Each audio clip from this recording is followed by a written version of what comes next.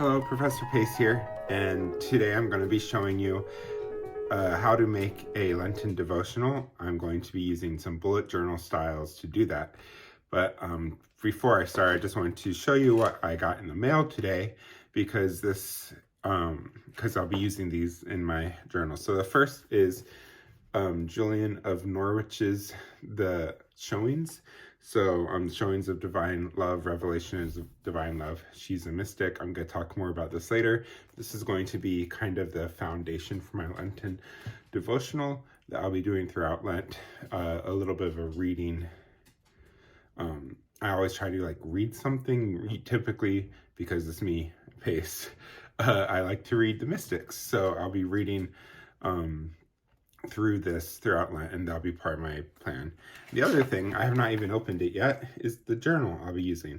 So I'm just going to open this now. It's Jumping Fox's Satin Purple, and I chose purple, of course, because it is the color of Lent, representing royalty, and it's what's used in the paraments and everything that the pastors or priests will wear during Lent. So their vestments.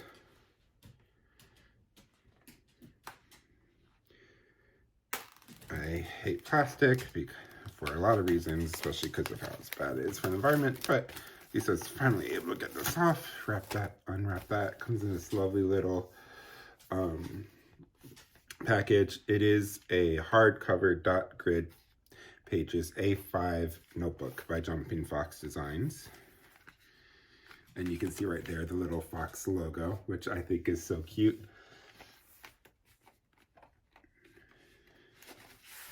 There we go. Watch it slide out. Look at that. Gorgeous. And here we go. Beautiful new journal for me to open up and show you, and I'll do that in just a moment. I also am going to be using some of my markers. I typically use the Arteza markers. These are fun. They are some decent watery color markers. They kind of mimic watercolors, so I use these. I also do have watercolors, but I don't think I'll use them in this video. And then I typically use the Sharpie pen for my bullet journaling, but also I've started to use Papermate pens as well. The felt tip pens, I really like these as well, so I'll probably interchange between those two. And I think those are the supplies I'll be using for the video today. Okay, so here we go. I have my journal out, and you can see the space I've gathered. I have with me as I mentioned before, Arteza pens, the real brush pens. I have my ruler and my pens and other supplies. Also, I have this fun candle, Keeping It Queer All Year. It was a Christmas gift from my sister, Jenna Marie. And so I always like to light a candle when I'm journaling, since journaling is in and of itself part of the meditative ritual for me. So lighting a candle helps get me in that meditative space. This candle is by Underdog Candles, and I'll link to their store in the show notes. Really fun. Just in full disclosure, I do not make any money from any of the stuff I am talking about. I'm just talking about the supplies that I use and resources I use. If I ever were to be sponsored for anything, I would make sure to say as much.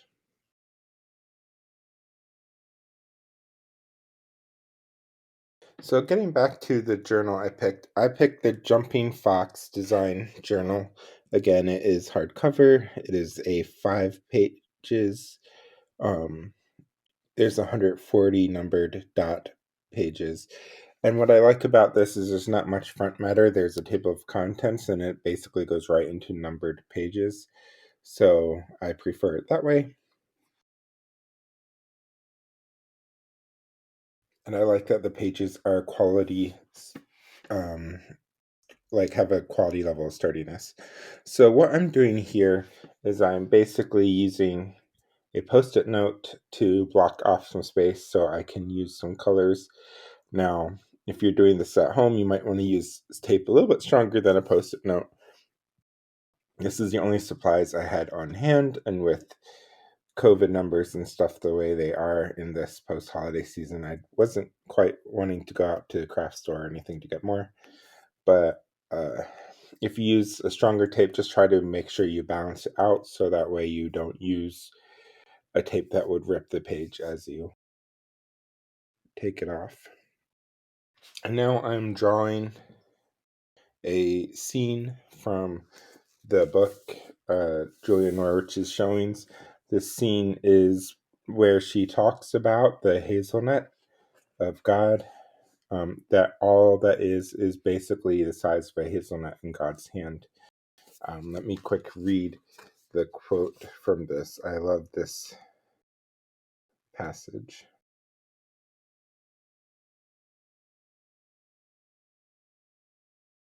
So she writes, "Then God showed me a small thing the size of a hazelnut nestled in the palm of my hand. It was round as a ball. I looked at it with the eyes of my understanding and thought, 'What can this be?' And the answer came to me, 'It is all that is created.' I was amazed that it could continue to exist. It seemed to me to be so little that it was on the verge of dissolving into nothingness. And with these words entered my understanding, it lasts and will last forever because God loves it. Everything that it has its being through the love of God. Everything that is has its being through the love of God." That's from page 13 of Marabai, Starr's modernization of that. And then I'm also writing in the space I took off the post-it note. In that space, I'm writing, "All will be well, and all will be well, and all manner of things will be well." Another quote from the book.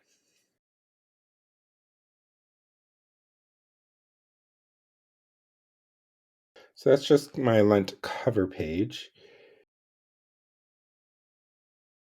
Once again, I use my Arteza markers for the coloring and filling in of that.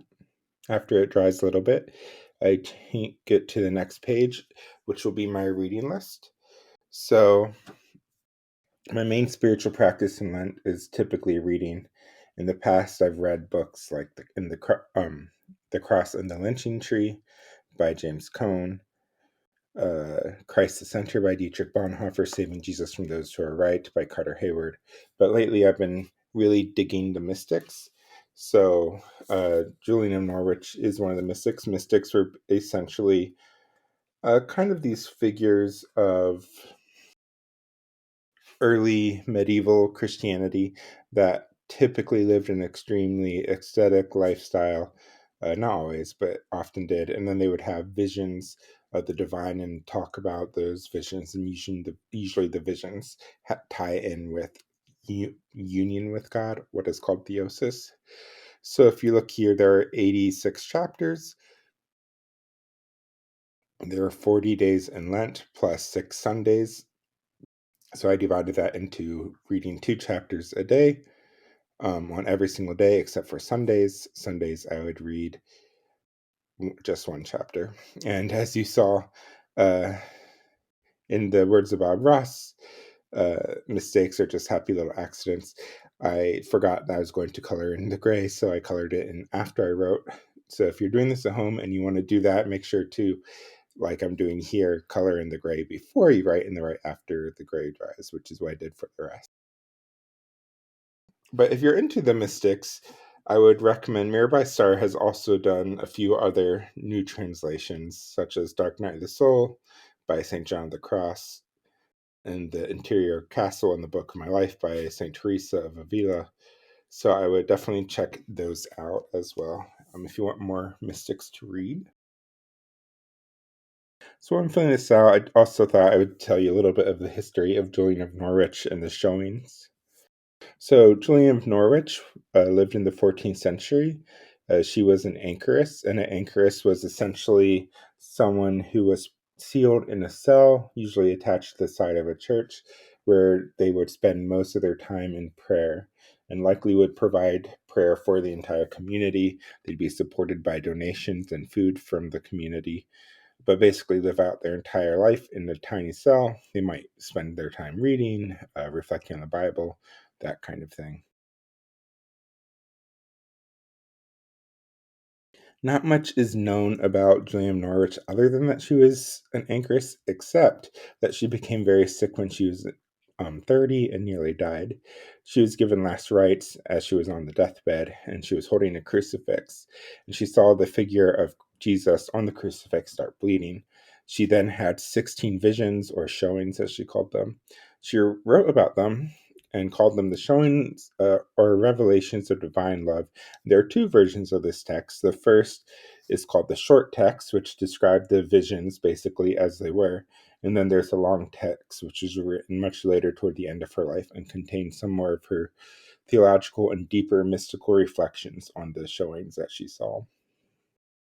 And like I said, this is part of a larger mystical genre of Christian writings.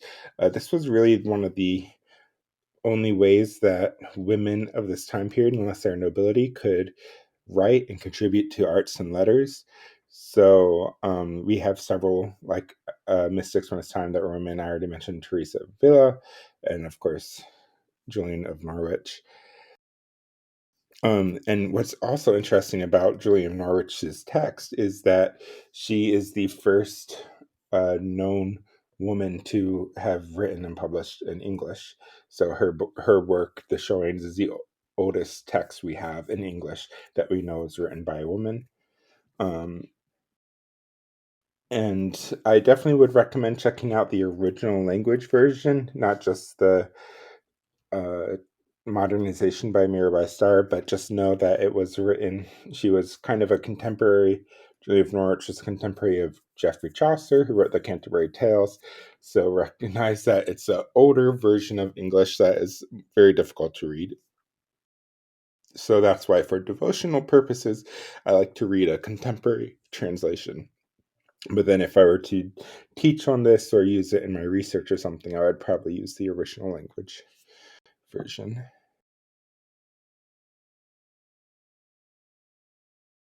So I also just wanted to say you don't have to be doing this reading plan on Julian of Norwich or a mystic or something. You can do it on whatever you would like. You might want to do it on Bible passages or another book, perhaps read the Daily Office, anything like that. So it's really customize this reading plan as much as you want. So that way, if you're reading through devotion for devotional purposes, then you read uh, at your leisure something that is meaningful for you. The next thing I'm working on is a labyrinth. So this is an easy labyrinth to draw by hand. Basically, you start with a cross and then you just connect dots out from there. Can see me doing here. The labyrinth is another kind of thing that ties in with mystical traditions. Basically, as you walk into the labyrinth, it's a way of journeying closer toward God. And then when you reach the center, it can symbolize union with God, which was the goal of many mystic writings in the Christian tradition. And then as you exit, you take what you've learned or gained or spiritual truths that you united with while you're in the center of the labyrinth and walk out. And so this is a particular practice that I find meaningful, especially during that. I'm lucky to work at a church that has a labyrinth. Many churches have labyrinths. Mine has an outdoor one. So when it's no longer buried in snow, since I live in Minnesota, I will be glad to walk in the labyrinth again. But for now, I'm just using my hand-drawn labyrinth that I can trace through with my finger.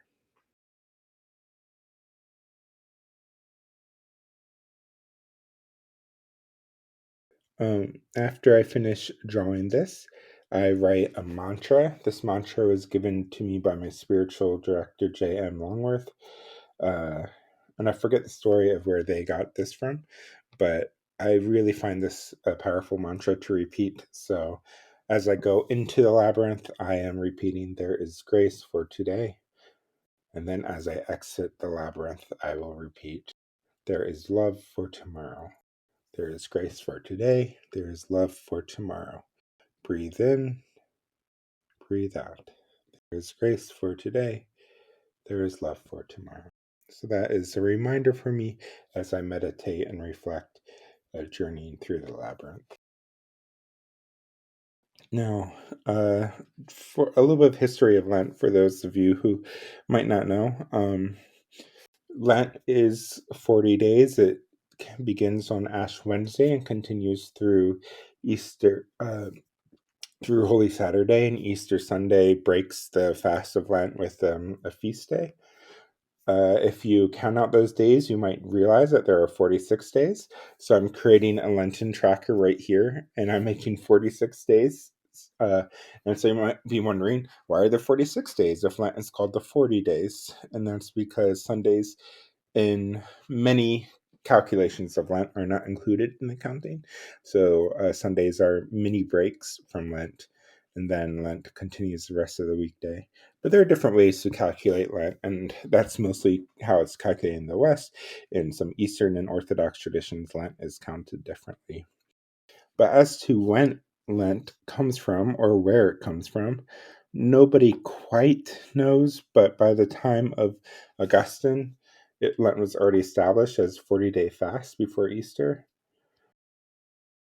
And but Advent and Lent were both times of fasting before a feast day, and so fasting is basically a way of thinking intentionally about what we consume, uh, as a way of devotion toward God. There can be lots of toxic ways we talk about fasting, especially when it's like tied in with things like diet culture or preventing oneself from eating the nutrients they live to from eating the nutrients they need to live or to thrive. And that's not what I'm talking about here. Those are not healthy ways to talk about fasting. But fasting here is a way of just contemplating on what I consume, especially in the West where consuming things is so easy, and the amount of degradation it has on the environment and the ways it participates in capitalism. I like to try to think of fasting as a way to kind of combat those things. And so for my trackers, I have my prayer tracker, which is tracking my reading of and meditating on Julian of Norwich's showings. And then I have my other discipline of Lent, which is fasting and almsgiving. And so I'm going to not have my coffee. I love my caribou coffee. So I'm going to try to abstain from that all throughout Lent, and then use the money I would get from that and donate it towards a good cause. I'm currently researching good causes. I'm open to suggestions you might have, but I'm thinking of doing some sort of trans justice organization. So I'll talk about that in an upcoming video more. And now I'm moving into the planner version. So this is where it kind of really crosses over with bullet journal. And for those of you who are in Lutheran circles, you will be happy to know, I'm sure, that I'm basing my layout of my weekly diary essentially to follow that of the Red Book. So the very popular desk calendar that was given out to rostered leaders by by AIDS Association for Lutheranism, which then became Thrivent and stuff like that, and then was discontinued. But it still is one of the best desk calendars that I've ever had working in church circles. So I'm kind of copying that. So you could see that for Ash Wednesday, I had an entire page devoted. I included the Revised Common Lectionary reading suggestions for that day. And then here I am making the rest of the week. Thursday, Friday, and Saturday are all going to fit onto one page. I'm just drawing equal boxes for each of those. You can see here.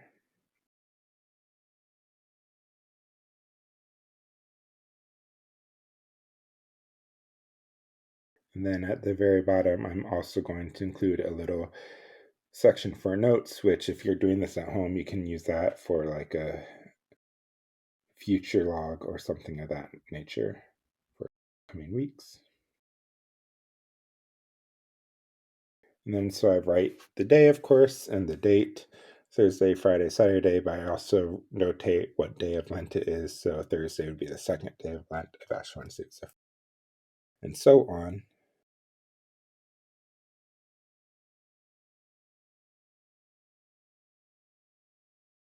And then for Sunday, because Sunday is another big day in the life of church workers, I devote an entire page towards Sunday. So this is another feature of the pastor's desk calendars. Anything that was a big liturgical day, such as Ash Wednesday or Sundays, would receive a full page. And so that's what I'm doing here. And then it is the first Sunday in Lent. The parament colors are purple, and I write the Revised Common Lectionary down there as well for the day.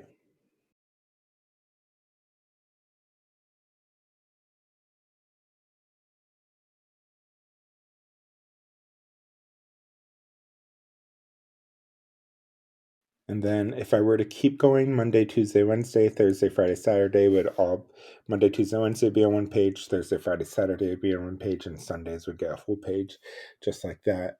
But I decided not to keep going and instead include space for reflections for that little bit. So that way, as I read through the book, I can journal my reflections and any prayers, stuff like that I have as I go. So there you have it, though. That's the start of my Lenten devotional journal. I hope you like it. If you did something similar or if you are doing something completely different, let me know in the comments. If you found any of this helpful, let me know in the comments. I would love to hear from you and see what kind of creative things you're doing, especially if you're tying it into the seasons of the church year, such as.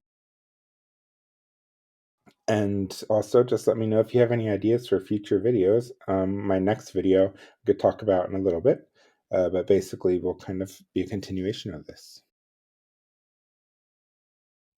So there you have it. That's just kind of a quick walkthrough of my Lenten devotional journal that I'm doing. But please let me know what kind of things you'd like to see in future videos, especially as this is my first video. And also, just so you know, my next video will probably come out in about 2 weeks, and I'll kind of show you a little bit more of my Lenten journal in that one, and perhaps even talk a little bit about another thing that I use as a devotional practice. So I look forward to that in a future video, and thanks.